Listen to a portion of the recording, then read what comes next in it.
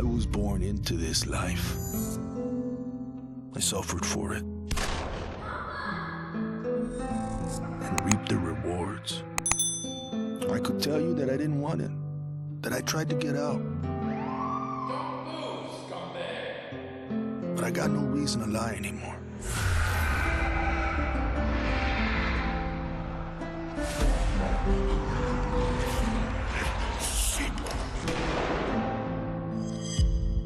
That life is the only reason I'm still here.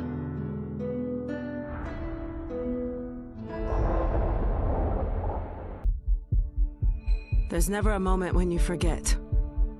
It's there when you fall asleep and when you wake up. You keep going over the things you should have done. I should have stayed home that day. I should have held on.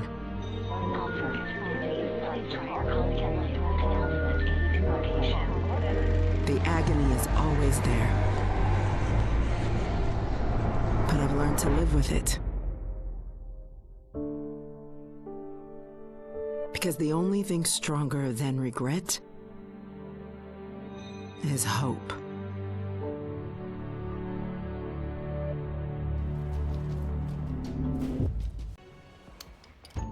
To all my classmates who alienated me because I was different. To anyone who never gave me a chance. To the people who ignored me while I hid behind zeros and ones. Thank you.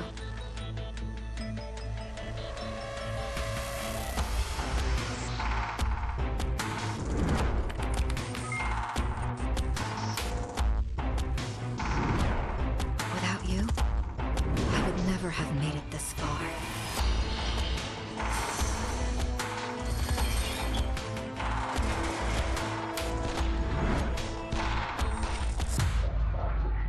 I would have been weak and dependent. I would have ended up just like you.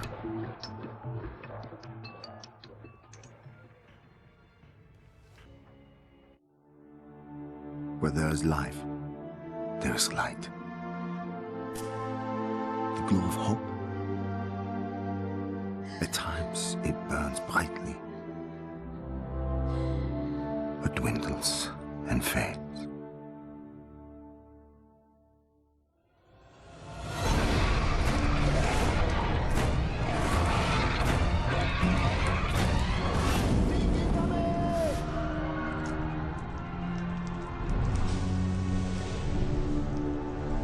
But once it is lit, we must never let it die.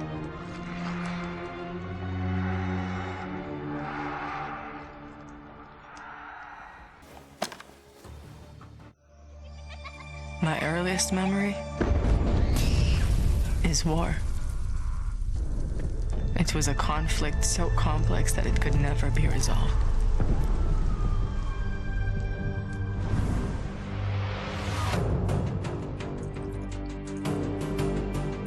But this war isn't complicated.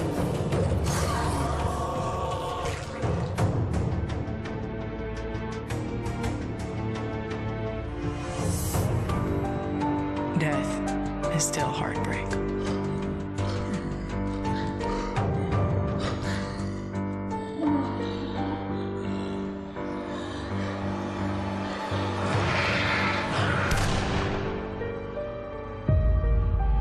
But a kill is a kill.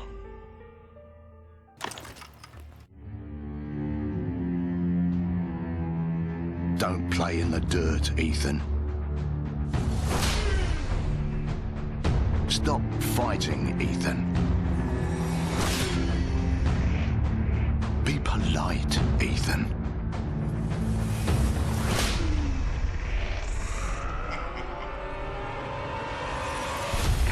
We can suppress the animal instincts all we want, bury them under layers of polish.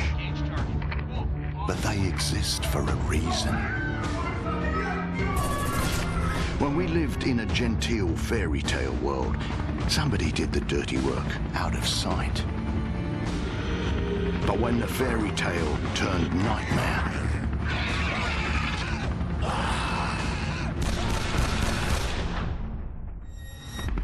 those instincts were the only thing that kept us alive.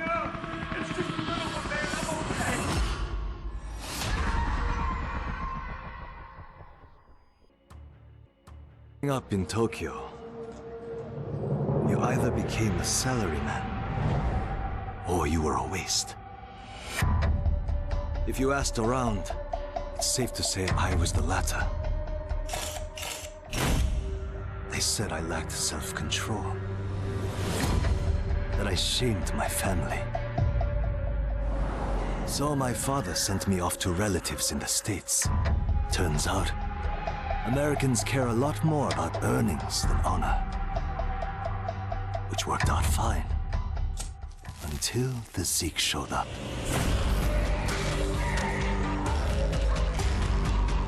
The Japanese decided to evacuate. They didn't have the firepower to fight. But I had special skills. So when everyone else was leaving, I went home.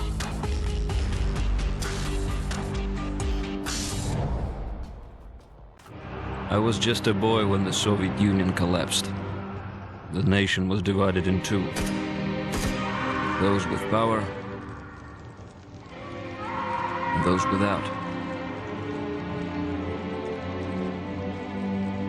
At 8 years old, I learned the price of weakness. And I vowed never to pay that price again. I became the strong man.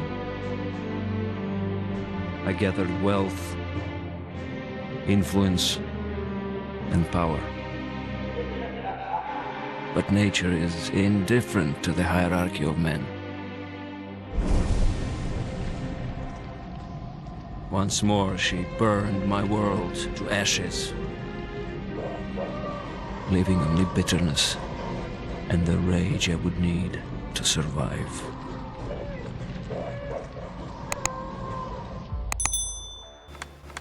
There were moments when men's cruelty could not be explained.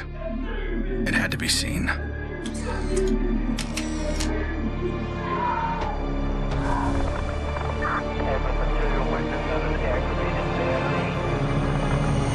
The perfect shot pierced our numbness, sent up a flare to save the next generation, and said, "This is where we've been.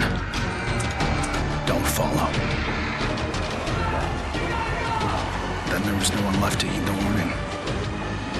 And the only one left to save was yourself. Nobody expected a 9-year-old girl from Tokyo to be fascinated by guns. Nobody imagined a 22-year-old university senior would drop out and train for the biathlon. Nobody believed that the daughter of a salaryman could win Olympic gold. And nobody predicted that a necrotic plague would decimate our planet's population. But life is all about the unforeseen.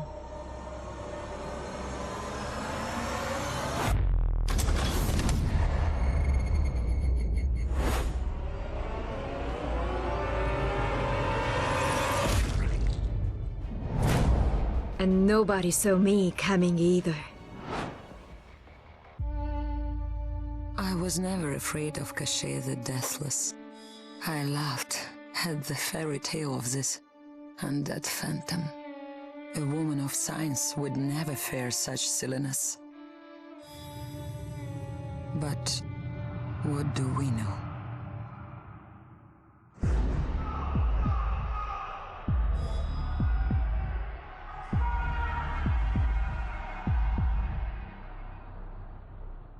Science cannot explain what I've seen. And in the face of such horror, there is no logic.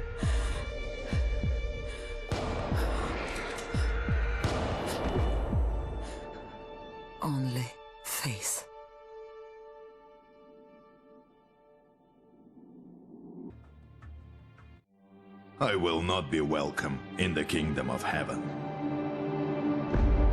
That fate was never in the cards for a man like me.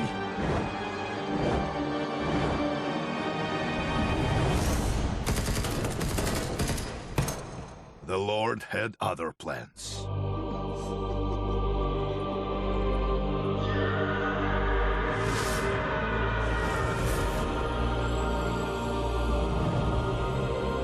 I have made my peace with God.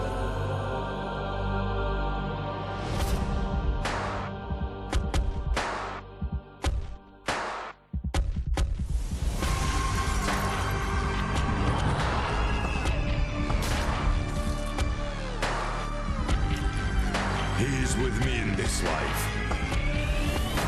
And that is enough.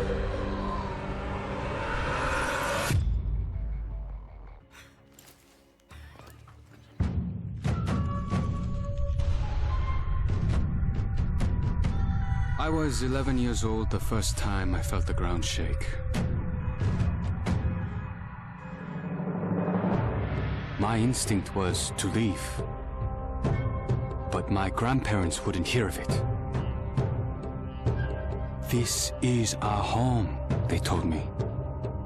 We don't leave. I came to live by that code. Earthquakes, tsunamis, typhoons, they're all part of life here. We accept them. We don't leave. When the evacuation was announced, I rejected it. This wasn't our way. Then I saw them. And I understood. This wasn't another disaster. This was a war.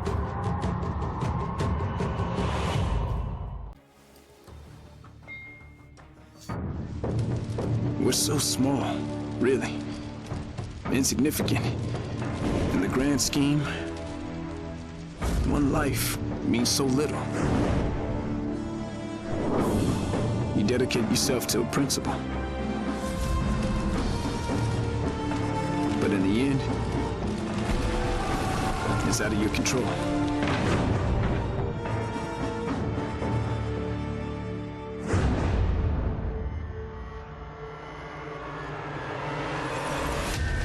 In this world,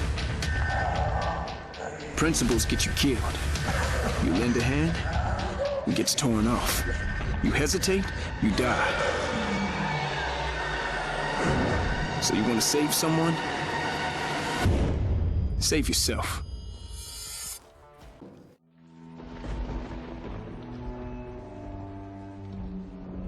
I always wanted to be a cop. Thought I could do some good. But the scum on the street kept destroying lives. While I was wrapped up in red tape.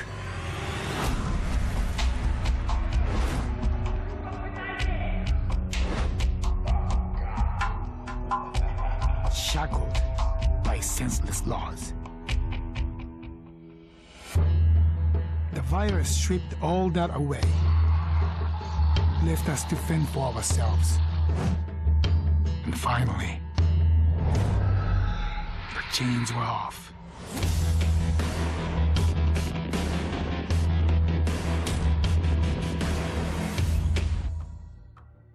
People don't believe something can happen until it does. They live in cheerful ignorance of the coming storm. I could see nothing else. When it finally arrived, I felt relief. At least now the danger had taken shape.